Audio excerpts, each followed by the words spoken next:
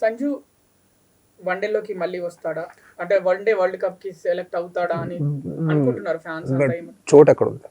చూడలేదా అసలు? ఎక్కడుంది చోటు? ఇప్పుడు మీరు టాప్ ఆర్డర్‌లో ఎవరున్నారు చెప్పండి వన్డే ఇంటర్నేషనల్స్ లో? జైస్వాల్, రోహిత్ శర్మ. జైస్వాల్ ఎక్కడున్నాడు వన్డే ఇంటర్నేషనల్స్ లో? లేరా? గిల్ ఆడతాడు. గిల్ కెప్టెన్, గిల్ ఓపెన్ చేస్తాడు. రోహిత్ శర్మ, శుభ్మన్ గిల్, విరాట్ కోహ్లీ, శ్రేయస్ అయ్యర్, కేఎల్ రాహుల్. ఎక్కడుంది చోటు సంజు శాంసన్ కి? Top KL Rahul wicket keeper, backup wicket keeper గా రిషబ్ పంత్, సంజు శాంసన్ అనేది చూసుకోవాలి.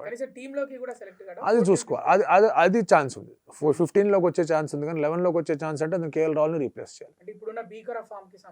ఎంత భీకర ఫామ్ ఉన్నా కూడా ఫార్మాట్ మార్పులు అనేవి కనిపిస్తున్నాయి. అట్లాంటి అభిషేక్ శర్మ రావాలి అతనున్న ఫామ్ లో, అట్లాంటి తిలక్ వర్మ రావాలి అతనున్న ఫామ్ లో.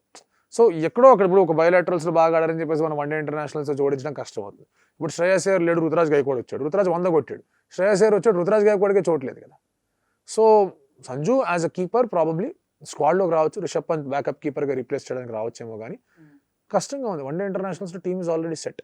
ఏంటంటే అందరు రైట్ హ్యాండర్స్ ఉన్నారు కూడా ఒక ఇబ్బంది ఉంది, కానీ అదర్వైజ్ ఇమ్మీడియట్గా రావడం అనేది ఇప్పుడే మనం మాట్లాడుకునే స్టేట్మెంట్ కాదు.